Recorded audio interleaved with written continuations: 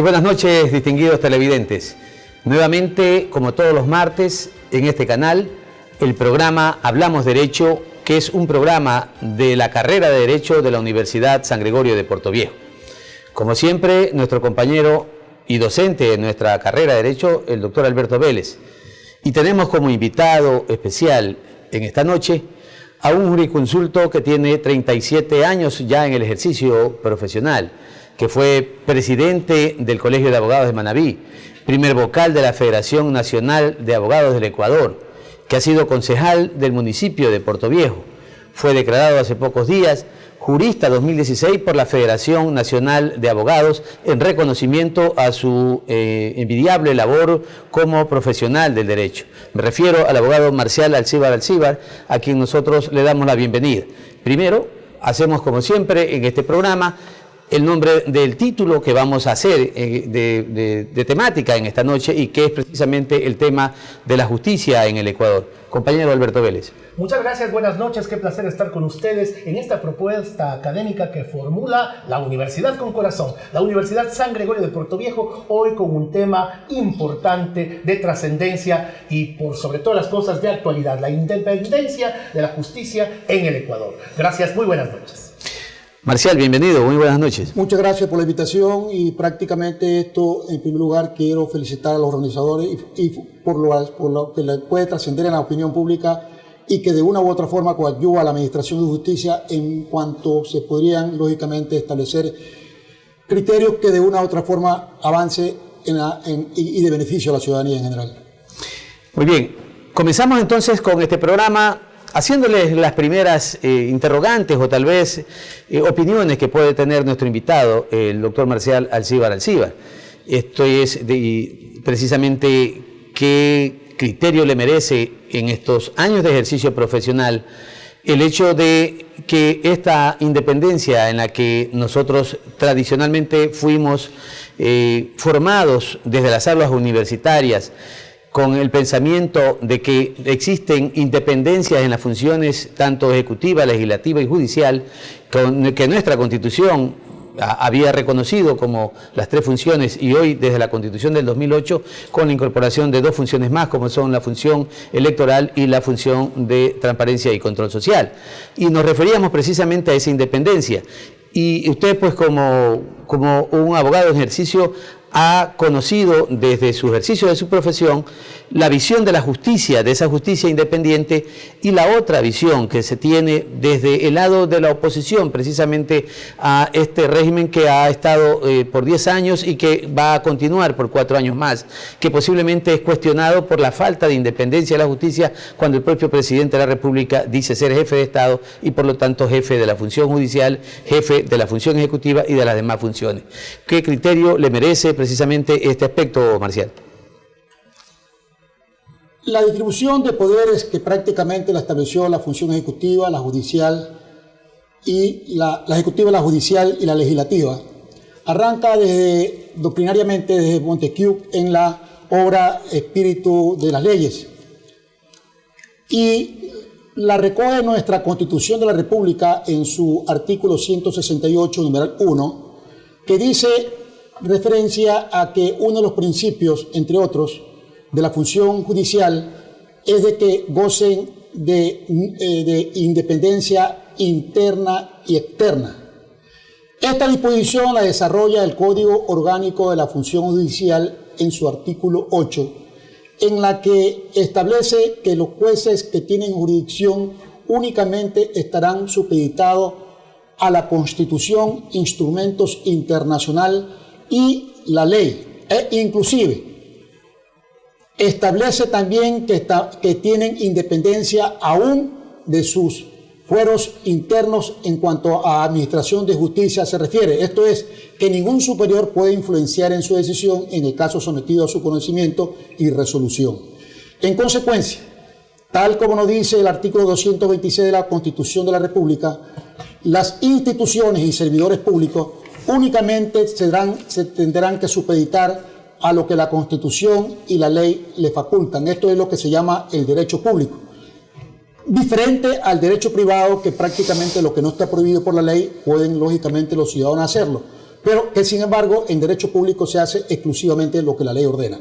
En consecuencia, la independencia de la función judicial prácticamente hoy por hoy la consideramos de que en definitiva no está cumpliendo a cabalidad su rol total, puesto que es público y notorio de que el señor presidente de la República en sus sabatinas y en sus declaraciones de prensa siempre da sus opiniones respecto a casos judiciales, y vemos con sorpresa de que en ninguna acción o rebatir un criterio aparezca lógicamente la función judicial, que la representa naturalmente su presidente de la Corte, lógicamente para efecto de establecer de que la función judicial es independiente. En consecuencia, si el artículo 233 de la misma Constitución establece que todos los funcionarios son responsables por sus acciones y omisión, yo aquí considero que hay una responsabilidad de omisión del señor presidente que no haga respetar su fuero de independencia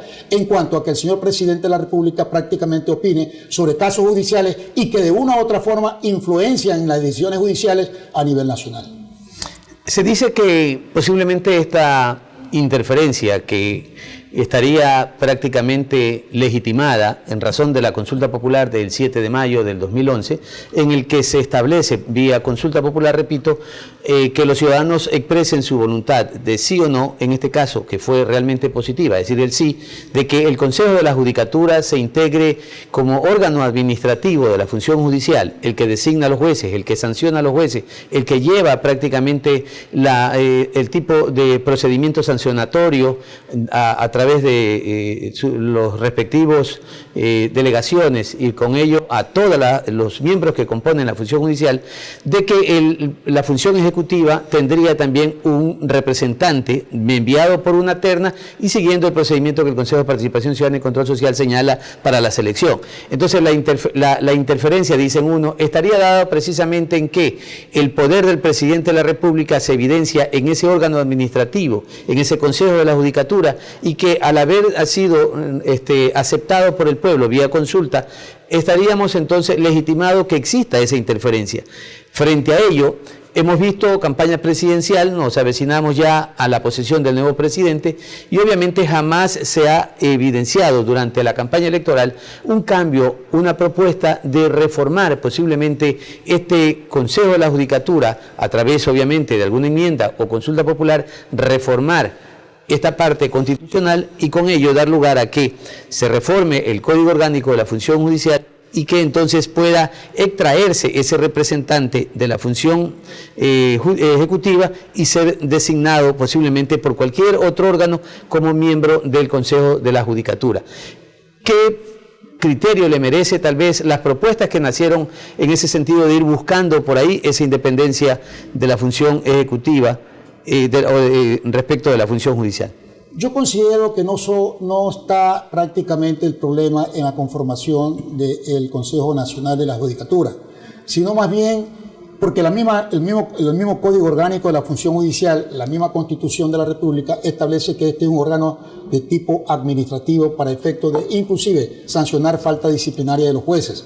Lo que sí prácticamente no considero es de que, porque inclusive establece que el Consejo de la Judicatura no puede intervenir en asuntos jurisdiccional, es prohibido por la ley, pero que sin embargo el mismo Código Orgánico de la Función Judicial establece prácticamente dos disposiciones que a mi entender sí hay interferencia en la administración de justicia, que es prácticamente, entre otras atribuciones que da el artículo 130 del Código Orgánico de la Función Judicial, que hace, numeral tercero, que hace referencia a que el superior prácticamente podrá, declarar el error es inexcusable o la inadecuada administración de justicia de parte de un funcionario.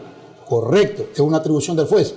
Pero que sin embargo, ¿a quién le corresponde sancionar propiamente el error inexcusable? Al Consejo de la Judicatura.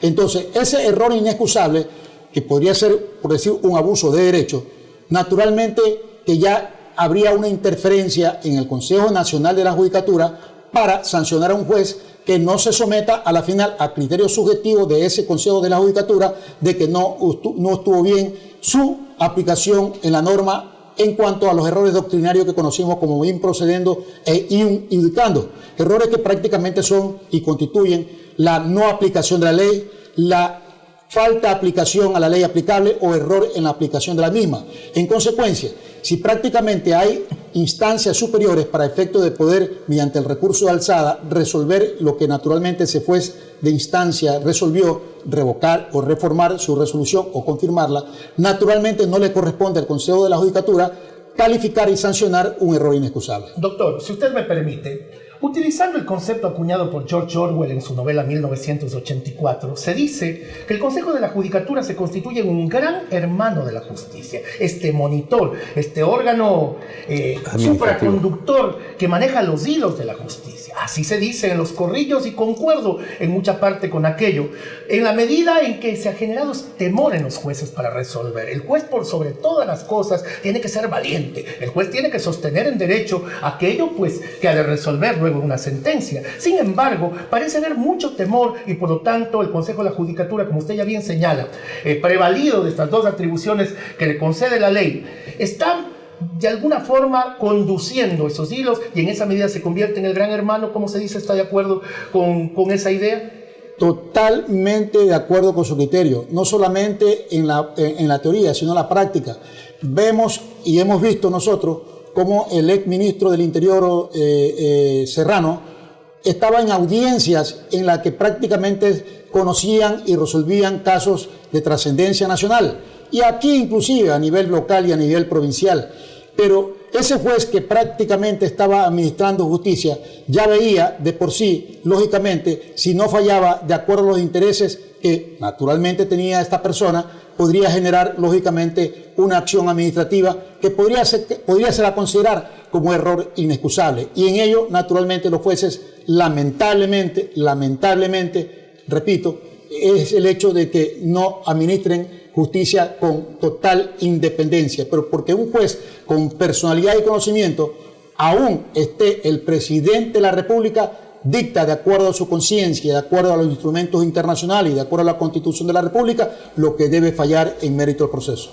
¿Qué independencia tendría un juez, diríamos, actualmente y a futuro, para dictar una resolución, no solo en el ámbito penal, porque usted refería precisamente a temas que por la característica del ejercicio de la función administrativa de un juez del Interior o ministro de Gobierno, que tendría necesariamente para efectos de controlar la delincuencia organizada y otras acciones más que puedan afectar a la paz pública. Hay en cambio otros espacios, como son los espacios del ciudadano que tiene el derecho a demandar vía contenciosa administrativa los actos, los contratos y los hechos de la administración pública. Entonces, cuando vemos que si en el ámbito penal ese órgano administrativo, este gran hermano de la justicia llamado el Consejo de la Judicatura, sanciona a un juez en primera instancia por el error inexcusable, lo sustituye de manera inmediata, ese juicio avanza a una instancia superior, ¿qué independencia le podría quedar a los jueces de alzada para resolver si el juez inferior ha sido ya separado, excluido de la función judicial por haber dictado un fallo en esas condiciones?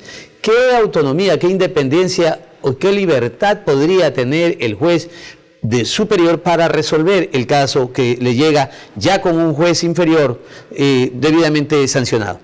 Es precisamente lo que estoy anunciando, de que una vez de que de por medio exista la interferencia o la presencia o el interés de un organismo como el Consejo de la Judicatura o en este caso de un ministro del Interior, que naturalmente tendría que presentar su denuncia al Consejo de la Judicatura para efecto de la sanción correspondiente, ese juez superior va a pensar dos veces, aún teniendo la razón prácticamente cualquier persona, en relación al fallo dictado por el inferior, va a ratificarse, prácticamente a rever lo que resolvió ese juez inferior, porque ya no simplemente, como usted bien anota, podría generar lógicamente otro trámite administrativo en contra de esos jueces superiores que de una u otra forma no acataron subliminalmente lo que le estaban induciendo a hacer.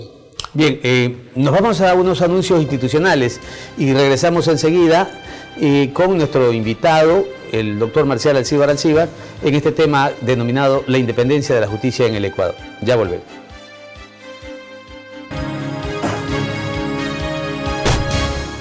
El Departamento de Bienestar Universitario de la Universidad San Gregorio de Puerto Viejo te ofrece los servicios de orientación y acompañamiento, trabajo social, secretaría, servicio médico, odontológico, psicológico y de enfermería. Departamento de Bienestar Universitario, Universidad San Gregorio de Puerto Viejo.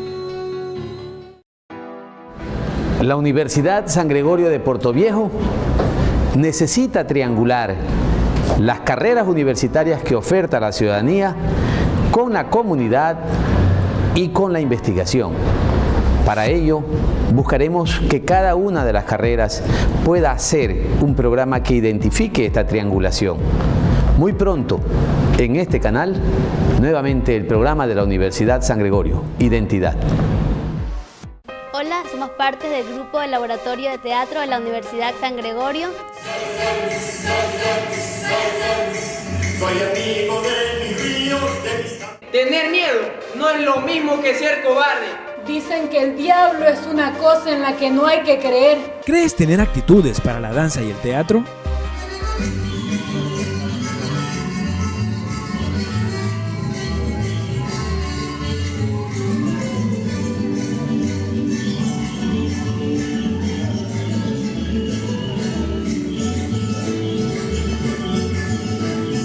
El Departamento de Vinculación con la Sociedad y Cultura de la Universidad San Gregorio de Puerto Viejo te invita a formar parte de los laboratorios de danza y teatro.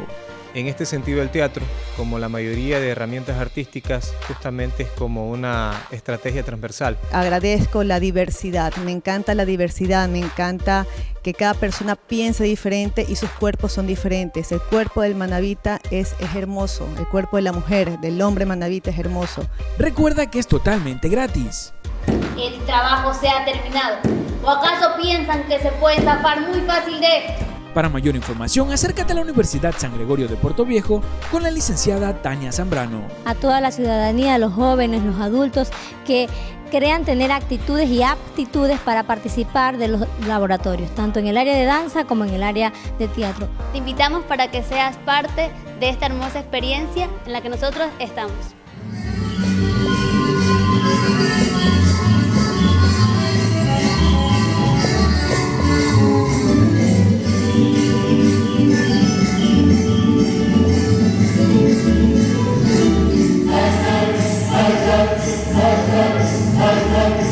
Como el cielo claro y ancho de mi tierra tropical.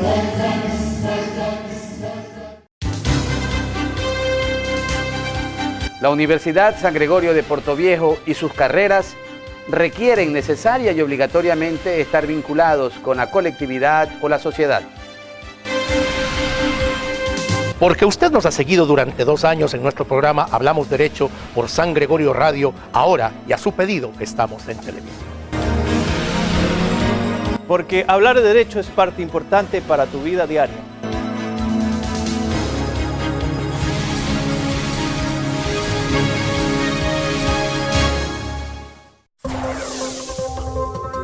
La Universidad por Dentro, el programa de la Universidad San Gregorio de Puerto Viejo, donde se te informará los acontecimientos de la semana del campus universitario. La Universidad por Dentro.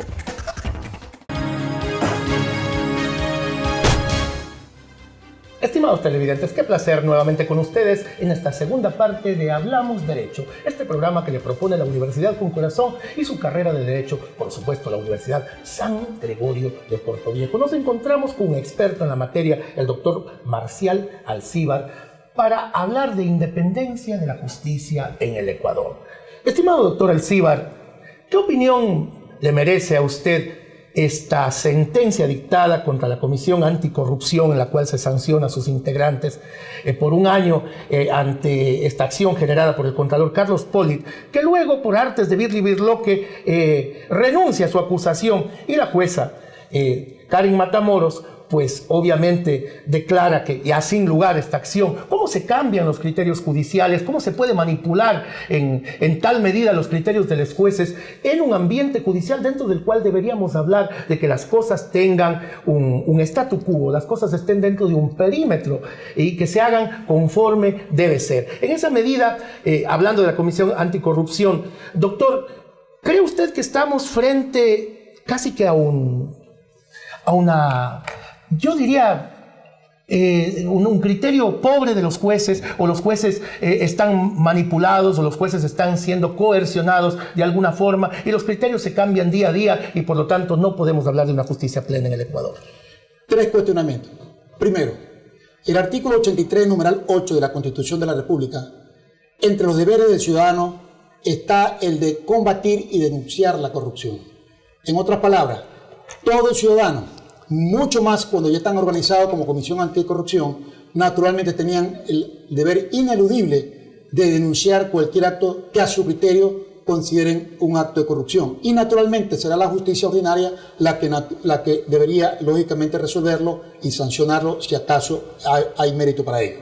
Primer cuestionamiento. Segundo cuestionamiento. La sentencia de primera instancia era recurrible a segunda instancia. En otras palabras, la sentencia podría lógicamente ir a un organismo superior y ese organismo superior podía lógicamente revocarla y dejarla sin efecto, en otras palabras, confirmar la inocencia de los procesados. Y tercer cuestionamiento, ¿cómo es posible que en la misma audiencia se haga el desistimiento y la jueza, sin correr traslado a la parte acusada, para efecto de que den su consentimiento? Porque de acuerdo a la ley, tiene que dar su consentimiento para efecto de relevar de responsabilidad en la malicia y temeridad si acaso esta denuncia hubiera tenido tal calidad.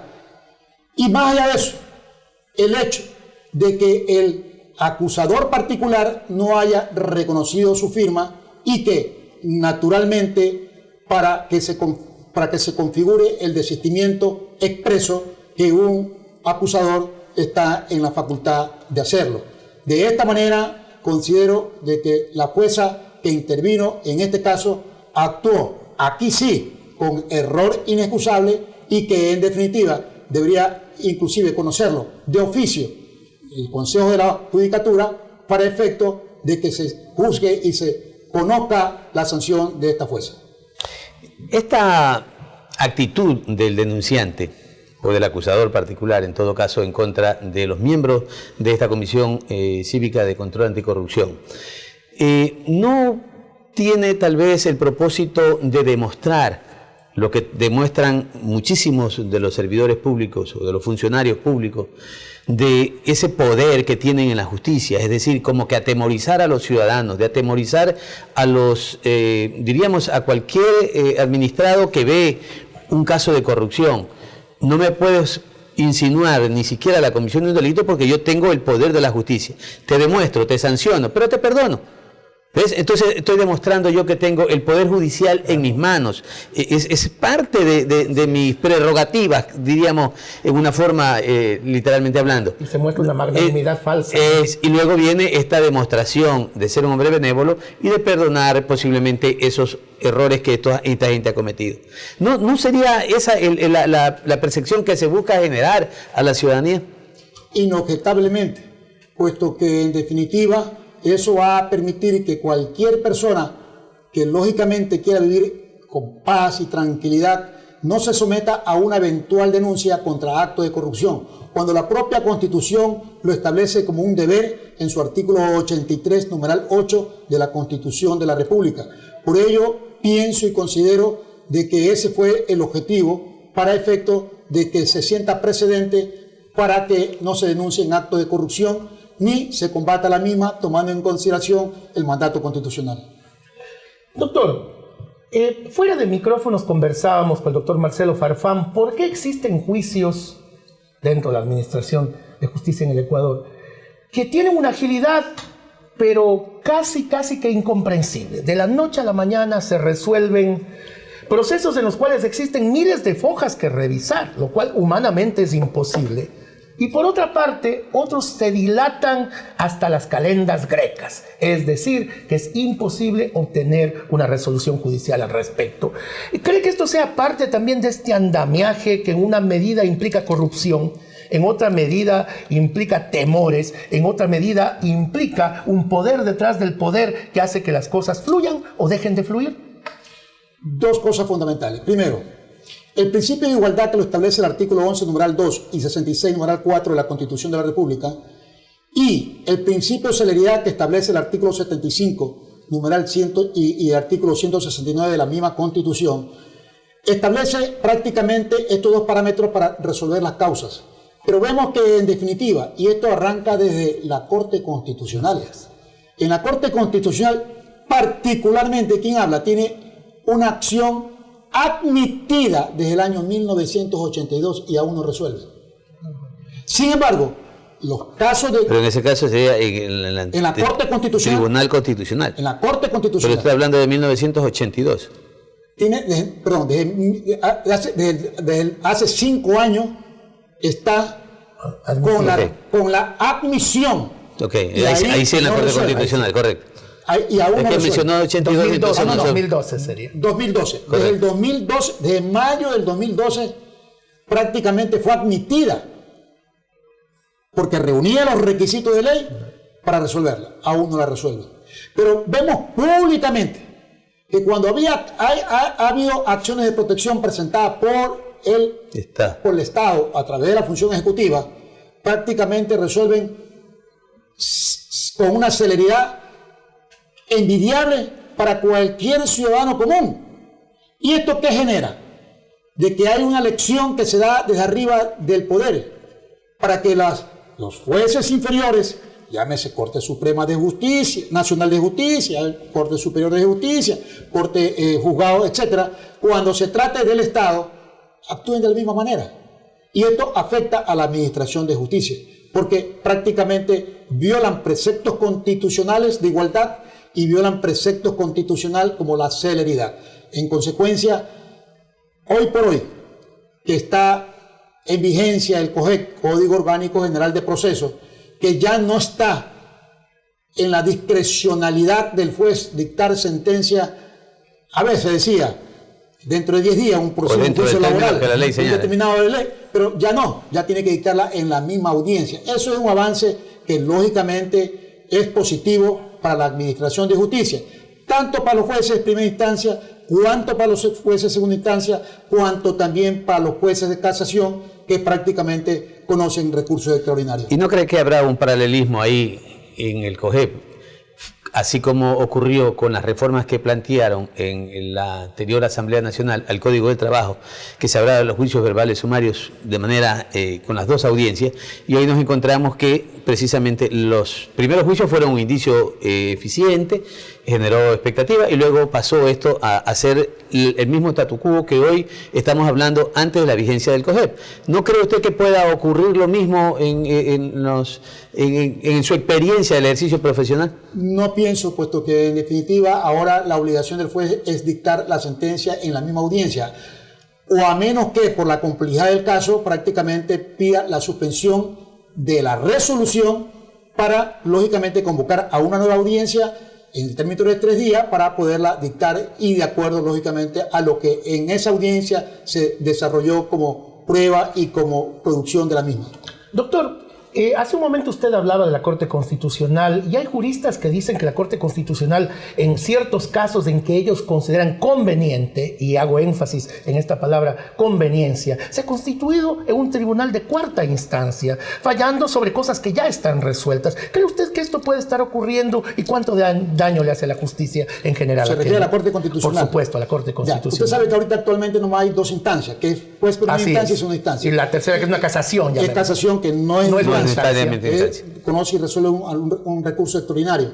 Pero la Corte Constitucional lo único que prácticamente le corresponde conocer es la vulneración de derechos constitucionales, puesto que inclusive la misma ley orgánica de la función jurisdiccional establece, entre otros requisitos, de que prácticamente no puede conocer asuntos meramente legal o prueba que se haya presentado dentro del proceso que no le corresponde prácticamente a esa Corte Constitucional analizarla ni resolverla. En otras palabras, únicamente cuando se trata, por decir, violación a la seguridad jurídica, violación a la motivación, que son derechos fundamentales que establece la Constitución de la República, y como se trata de derechos fundamentales, le compete lógicamente a la Corte Constitucional conocerla y resolverla. Pero en la práctica, usted sabe que precisamente la seguridad jurídica está dada hacia el ciudadano. de donde nace la normativa precisamente es para el Estado, y por lo tanto esa seguridad jurídica es un derecho del ciudadano más que de la persona jurídica Estado. Entonces esa resolución de la Corte Constitucional que generó precisamente esta posibilidad de que las instituciones del Estado puedan proponer acción extraordinaria, rompen el esquema original que tiene la iniciativa en la Constitución del 2008, en la Asamblea Constituyente, de que el ciudadano pueda plantear la acción extraordinaria de protección. Su origen no fue para que las instituciones públicas planteen una acción extraordinaria de protección, fue para que el ciudadano pueda precisamente, frente a la violación de esta seguridad jurídica y la motivación de los actos administrativos, la motivación incluso de la sentencia mismo, sea la posibilidad de que la Corte Constitucional, mediante esta acción extraordinaria, conozca. Pero hoy es el paso obligado que exige la Procuraduría General del Estado, a que las instituciones del Estado presenten acción extraordinaria de protección contra toda sentencia que aparentemente esté contraria a los intereses institucionales, de la institucionalidad del sector público. Generando una instancia extra. Doctrinariamente, la violación o vulneración de derechos constitucionales son precisamente para los ciudadanos, porque no se puede violar derechos constitucionales del Estado, porque es el poder omnímodo que tiene prácticamente y que el ciudadano apela a esa instancia constitucional tendiente a que diga: señor Corte Constitucional, me están vulnerando los derechos. ¿Quién me está vulnerando el derecho? El Estado. Y a través de la acción extraordinaria de protección se reconozca la vulneración y lógicamente se haga la reparación integral del mismo. Pero que sin embargo vemos que en la práctica no solamente conocen vulneración de derechos constitucionales de ciudadanos, sino supuestamente del Estado ecuatoriano. Esto da a entender como que un ciudadano común prácticamente ha vulnerado un derecho constitucional del Estado, lo cual es utópico y está absurdo que propiamente aparezca esta figura jurídica. Y tanto es así que si la justicia fue declarada un servicio público, todos, por cultura general, debemos saber que el servicio público viene precisamente del Estado. Por lo tanto, ¿cómo puede ser posible que esta Corte Constitucional, que históricamente ha generado este concepto de que las instituciones pueden ser objeto de violación de los derechos, en este caso de la seguridad jurídica, la motivación, como normas o garantías fundamentales de las personas, pueda haber sido precisamente enarbolada al sector público? Pero hay una cosa fundamental. Yo podría justificar el hecho de una acción de tipo civil, pero no una acción penal. Una acción penal en la que, en definitiva, se presentan acciones extraordinarias de protección por parte del Estado contra una persona que ha merecido una sentencia confirmatoria de inocencia por parte de la Corte Nacional de Justicia. Pero eso es entre particulares. No. El Estado ha presentado, a través de la Fiscalía, acción extraordinaria de protección contra una persona que se le llevó, que se le dictó una sentencia confirmatoria de inocencia, el caso de nuestra coterránea Mary Zamora, que todavía está en la Corte Constitucional sin resolver, pero que en definitiva, habiendo lógicamente resuelto no la instancia, porque no es instancia, sino el recurso de casación, la Fiscalía presenta una acción extraordinaria de protección precisamente para que la condenen, cuando inclusive, de acuerdo al artículo 426, inciso segundo de la Constitución de la República, establece que los instrumentos internacionales están por encima aún de la propia Constitución cuando se tratan de derechos fundamentales. Esto es, que violan normas e instrumentos internacionales, esa acción contra una persona natural que el Estado, a través de la Fiscalía, pretenda condenarla precisamente violando o vulnerando su presunción de derecho a inocencia, que ya le fue reconocido por una sentencia de la Corte Nacional de Justicia. Bueno, vamos también nuevamente a unos anuncios institucionales y regresamos luego de esta pausa con nuestro invitado, el abogado Marcial Alcíbar, y con nuestro compañero de tertulias, Alberto Vélez. Ya regresamos.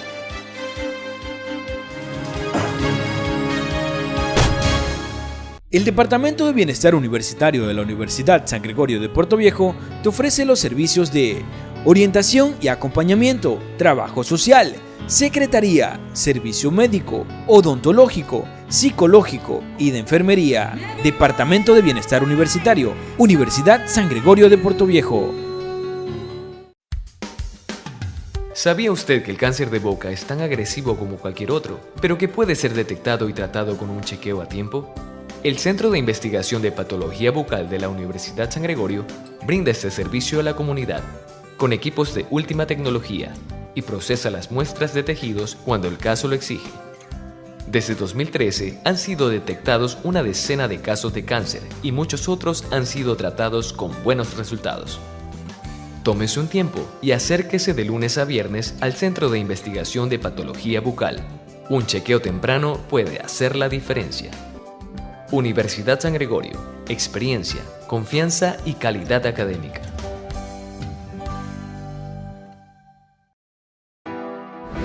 La Universidad San Gregorio de Portoviejo necesita triangular las carreras universitarias que oferta la ciudadanía con la comunidad y con la investigación. Para ello, buscaremos que cada una de las carreras pueda hacer un programa que identifique esta triangulación. Muy pronto, en este canal, nuevamente el programa de la Universidad San Gregorio, Identidad. La Universidad San Gregorio de Portoviejo y sus carreras requieren necesaria y obligatoriamente estar vinculados con la colectividad o la sociedad. Porque usted nos ha seguido durante 2 años en nuestro programa Hablamos Derecho por San Gregorio Radio, ahora y a su pedido estamos en televisión. Porque hablar de derecho es parte importante para tu vida diaria.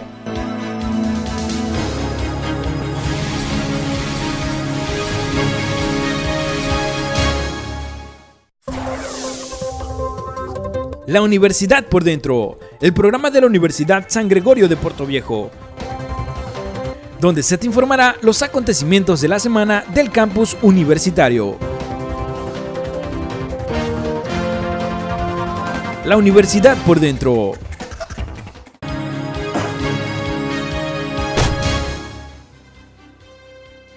Distinguidos televidentes, qué placer tenerlos nuevamente aquí. Canal 30, Televisión Manavita, Hablamos Derecho, todos los martes a partir de las 9 de la noche. Hoy hablando de un tema importantísimo. Estamos hablando de la independencia de la justicia en el Ecuador. Y precisamente hace apenas unos pocos días, el Ecuador presenta ante el Consejo de Derechos Humanos de la Organización de Naciones Unidas sus datos. Y habla de una menor pobreza, de un menor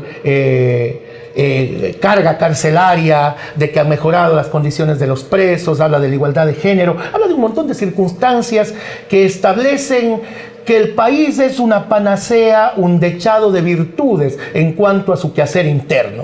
Pero por otra parte, más de 20 países, precisamente 24, para ser exacto, le señalan al Ecuador improcedencias y falta de accionar en algunos campos importantes. La libertad de prensa y la libertad de expresión, tomando como epicentro la ley de comunicación.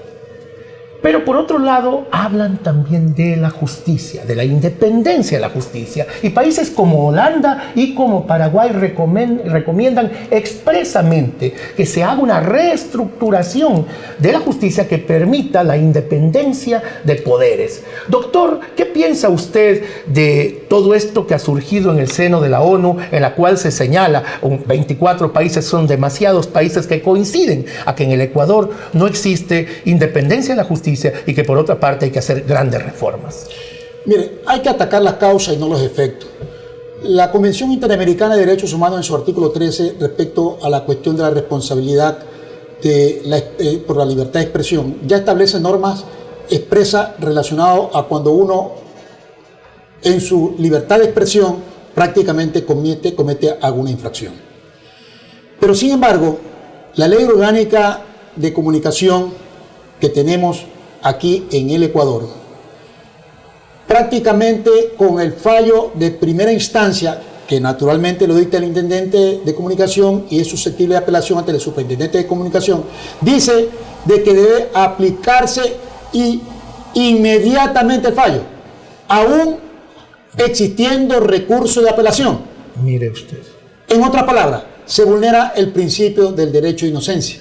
¿Por qué? Porque aún, reitero, apelando, tiene que obligadamente pagar la multa. 1. 2. Incluso la presunción de inocencia queda por el piso, se rompe. Otro caso específico. La Ley Orgánica de Educación Intercultural. Un profesor es destituido por el director del distrito que tiene la competencia, con el debido proceso, etc. Esa resolución, que es susceptible de apelación para el director zonal, también tiene que cumplirse, aún haya apelación. Y en casos particulares me ha correspondido el hecho de que, habiéndosele ya dado la acción de personal de destitución, no obstante el recurso de apelación, y la zonal prácticamente haya revocado el fallo, nuevamente vienen a que le den otra acción de personal para dejar sin efecto la multa o la destitución. Son caos jurídicos que generan lógicamente una legislación obsoleta, totalmente inconstitucional, que inclusive no es el hecho de que ya ni simplemente la norma está ahí y hay que aplicarla, no. Porque dice el artículo 76, numeral 4 de la Constitución de la República, que ninguna norma jurídica puede restringir derechos constitucionales. Dice el artículo 76, numeral 3 de la misma Constitución, respecto a que los jueces, y el 11, numeral 3 también, que los jueces están obligados a aplicar la norma constitucional e instrumentos internacionales de oficio o a petición de parte. Y por último, el Código Orgánico de la Función Judicial, que es la Biblia para los operadores de justicia, en su artículo 129, numeral 1, establece que por encima de la ley debe aplicarse la Constitución e instrumentos internacionales. En otras palabras, se viola no solamente los derechos constitucionales de presunción de inocencia, sino fundamentalmente la seguridad jurídica, el debido proceso y, naturalmente, derechos fundamentales que la Constitución establece como todo funcionario debe aplicarle y que lamentablemente no se aplican por disposiciones secundarias. Bueno, aunque ahí hay que hacer hincapié respecto de una diferenciación, la justicia administrativa y la justicia realmente per se. En este caso, el ERJAFE reconoce los principios de la ejecutoriedad de los actos de la administración pública.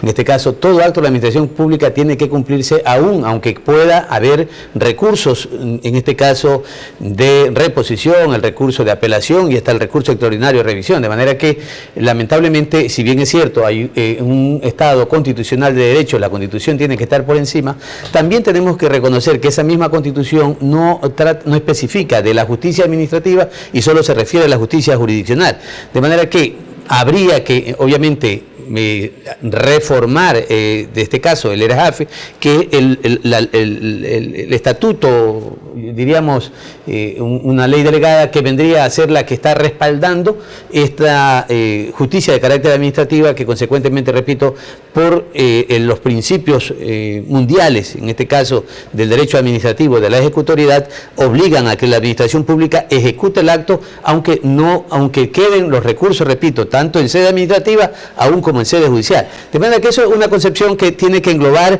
el principio básico de las garantías constitucionales en un Estado constitucional de derecho. Pero hay una cosa, que no dice el artículo 76, numeral 1 de la Constitución de la República, que toda autoridad administrativa o judicial debe garantizar los derechos constitucionales de toda persona. Aquí no es la cuestión únicamente de la función judicial, también de las autoridades administrativas, y en ello, naturalmente, esa acción administrativa, más allá de las disposiciones legales secundarias, tiene que aplicarse. Sí, pero los precedentes de la Corte Constitucional precisamente han dado lugar a que se siga manteniendo en vigencia normas como, repito, el ERJAFE, donde los principios de ejecutoriedad del acto administrativo señalan la obligación que tiene la autoridad administrativa de cumplirlo, a pesar de que existan estos recursos. Repito, eso es parte de esta modernización de la justicia, que debería encaminarse a aquello, más que en otras cosas que a veces son triviales y que no permiten desarrollar este Estado constitucional de derechos en el que nosotros estamos hablando. Hay dos cosas fundamentales. La acción de impugnación, que establece lógicamente la misma Constitución de la República, que establece inclusive también la misma Ley Orgánica de Garantía Jurisdiccional y Control Constitucional, ese acto de la acción de impugnación es precisamente para un acto administrativo dado, expedido, ojo. Pero yo me refiero es al momento de dictar la resolución. Al momento de dictar la resolución, esa autoridad administrativa tiene que velar por las normas constitucionales que prevalecen, por lo que manifesté en el artículo 76, numeral 1, y por lo que también establece el artículo 424 de la misma Constitución, de que carece de eficacia jurídica toda norma que esté en contra de la norma constitucional. Yo sigo insistiendo, quedó en el primer fragmento de mi pregunta algo que no está claro, y voy específicamente a la opinión de Holanda, que dice que tienen que separarse en el Ecuador los poderes judicial y ejecutivo. ¿En qué medida el Poder Judicial y el Poder Ejecutivo han hecho una especie de simbiosis amarga, una especie de mixtificación extraña, que hace que funcionen de común acuerdo, vayan por la misma ruta y por el mismo camino? ¿Por qué cree usted que hay esa opinión internacional como aquella que establecen Holanda y Paraguay, de que en el Ecuador los poderes no están divididos y que por lo tanto tienen que hacerlo, y tienen que hacerlo ipso facto e ipso iure? Por lo que decía Marcelo respecto a la situación de cómo está conformado prácticamente el Consejo de la Judicatura, y es público y notorio de que hemos tenido un presidente con un liderazgo fuerte, y ese liderazgo fuerte se ha puesto en práctica en todos los organismos y estamentos del Estado. Y bajo esa concepción, naturalmente, aún la Corte Nacional de Justicia teme que en una sabatina lo estigmaticen y genere, lógicamente, ante la vindicta pública, un cuestionamiento a su formación profesional, un cuestionamiento inclusive a sus acciones como juez de la Corte Nacional de Justicia, y fundamentalmente, como reitero, no ha habido ni ha existido de parte del representante de la función judicial, como el presidente de la Corte, un criterio de defender esa autonomía, esa independencia de la función judicial, para que otra persona, que en este caso el Ejecutivo, interfiera en la misma. Paralelamente, en esa misma audiencia en la ONU, resulta que coincidencialmente países que dicen tener la misma posición ideológica o la filosofía, el caso de Cuba, el caso de Venezuela, Bolivia, el caso de Bolivia, a su vez reconocieron que la administración de justicia en el Ecuador es muy avanzada, que es un ejemplo para América Latina, mientras que 24 países dicen lo contrario. ¿Cuál es tu criterio respecto de que efectivamente estos tres países que tienen una identidad en su aspecto de ideología, pues coincidan con Ecuador, con la posición que defendió el canciller y también la ministra de Justicia?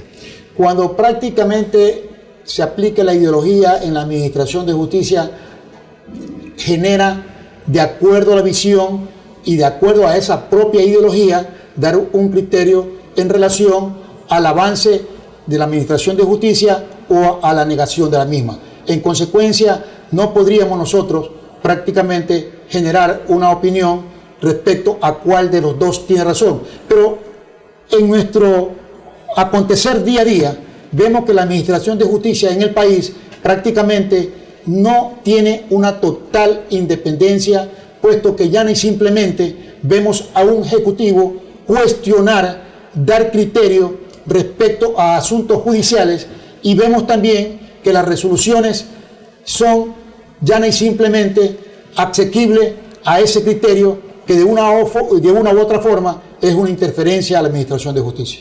El canciller Guillaume Long, en sus declaraciones posteriores a aquello que ocurre en el seno de la ONU, desestima en cierta medida aquellas declaraciones y dice que no reflejan estos comentarios la realidad del país.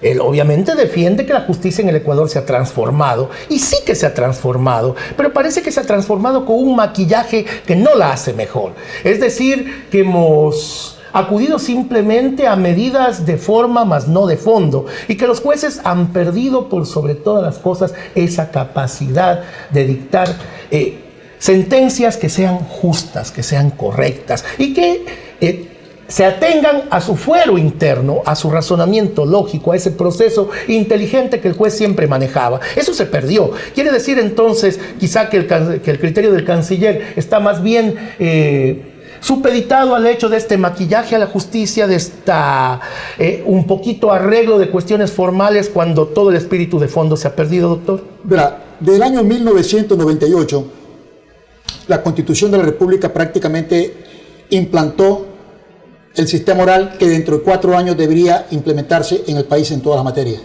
Sin embargo, nunca se lo dio. En el 2008 se ratifica esa resolución y vemos que hoy por hoy sí existe el sistema oral ya en todas las materias, puesto que la última fue el COGEC, que es el Código Orgánico General de Proceso, que ya se implantó en las audiencias orales para dictar sentencias.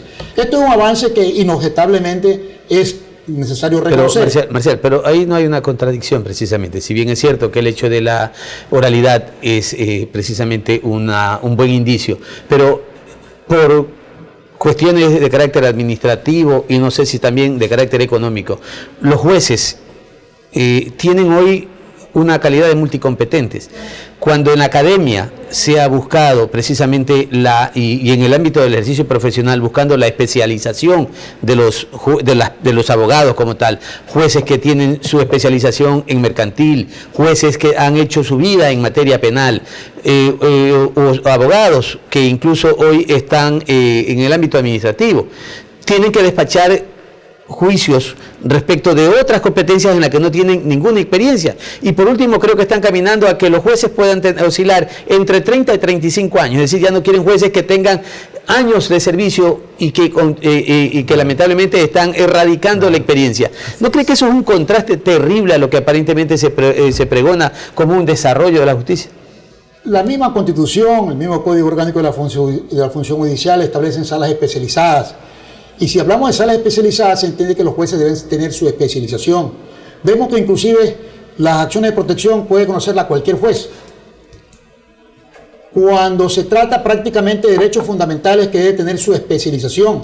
Y en ello sí ha fallado, lógicamente, la estructura orgánica de la función judicial de no tener jueces especializados, por decir, para reconocer asuntos de tipo constitucional, especializados en la materia y que naturalmente reflejen la administración de justicia, tanto cuanto lo establece el mismo artículo 1 respecto a que vivimos un Estado constitucional de derecho y justicia. Y en esto vale relevar el hecho de que, en definitiva, si bien es cierto que todos los jueces actualmente conocen las acciones de protección, aún no siendo especializados en la materia, también es cierto que hoy por hoy vemos que cuando se trata de asuntos contra el Estado, ese juez piensa 2 veces y naturalmente llega con su resolución en contra de un ciudadano que se le han vulnerado los derechos constitucionales. Hay jueces que naturalmente constituyen la excepción a la regla, que determinan con lógica jurídica y fundamentalmente con el principio constitucional de derecho y justicia, que lógicamente dan razón al ciudadano común y corriente. Pero hay otros jueces que lamentablemente están por encima el temor a que dan una sentencia contra el Estado y puede inclusive generar a la final un recurso inexcusable que es, y reitero, uno de los obstáculos para que ese juez tenga independencia y pueda conocer y resolver sin temor ni favor. Bien, nos vamos a unos anuncios institucionales y regresamos ya para el último segmento respecto de las conclusiones y recomendaciones que este tema, la independencia de la justicia, nos puede aportar nuestro invitado, el doctor Marcial Alcivar. Ya volvemos y nos veremos enseguida. Retornamos para cerrar.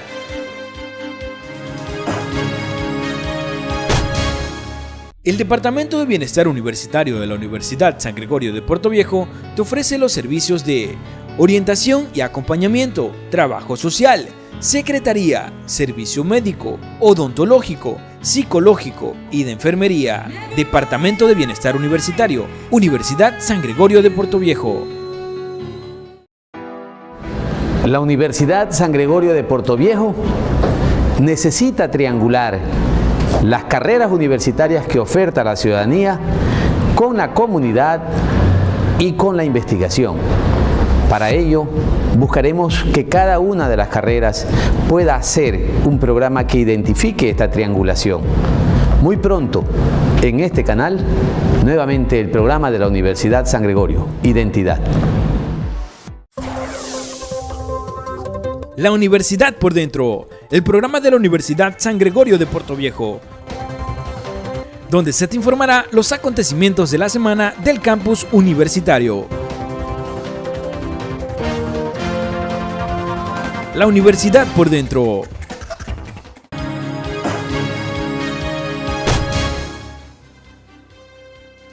Volvemos a este último segmento de nuestro programa Hablamos Derecho, de nuestra carrera de jurisprudencia de la Universidad San Gregorio de Portoviejo.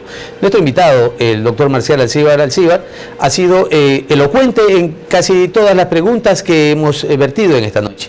Pero precisamente vamos a extraer una última interrogante de lo que se ha comentado ya en los anteriores segmentos, del tema del órgano administrativo llamado Consejo de la Judicatura, que aplica como un órgano posiblemente de presión contra los funcionarios de la función judicial cuando estos fallos tal vez no gusten a sobre todo a las instituciones del Estado. Me refiero al error inexcusable. Sin embargo, el mismo Código Orgánico de la Función Judicial habla de ese error judicial tipificado en el artículo 32 del Código Orgánico también de la Función Judicial. ¿Qué similitud o qué diferencias existe entre estas dos figuras de ese error inexcusable frente al error judicial? Ya, el error inexcusable prácticamente es una sanción administrativa en contra del funcionario que incurrió en dicha acción. En cambio, el error judicial o inadecuada también administración de justicia es una acción que debe plantearla el agraviado en contra del Consejo de la Judicatura, y el Consejo de la Judicatura a su vez tiene que citar a quienes prácticamente dictaron el fallo para que hagan su legítimo derecho a la defensa, puesto que en definitiva, si esa sanción pecuniaria tiene que responder el Consejo de la Judicatura, hay el derecho de repetición contra dichos funcionarios. Marcial, pero y conozco, he leído algunos casos de destitución de jueces, y el error inexcusable entra también a analizar el fondo, no la forma de esos fallos, es decir, a las normas aplicadas por parte de los jueces y justifican con aquello su resolución de destitución, es decir, entran al fondo de la actuación del juez. Sí, precisamente, lo reitero. La sanción respecto al error inexcusable no solamente que conlleva lógicamente la destitución de ese funcionario, sino que deja abierta la posibilidad para efecto de que esa persona que sufrió el agravio plantee la acción correspondiente ante y en contra del director general del Consejo de la Judicatura, que tiene la representación legal, para objeto de que se le resarzan sus daños y perjuicios, que ese error inexcusable, esa inadecuada administración de justicia o ese error judicial conllevó prácticamente en perjuicio del mismo. Doctor, el tiempo en televisión es oro, de manera que de forma de corolario, para concluir, nos gustaría que usted nos esboce de manera muy breve cuáles deberían ser las reformas para blindar un poco la justicia, para que no sufra de estas presiones, para que conserve independencia. Por favor, concluyamos, estimado doctor.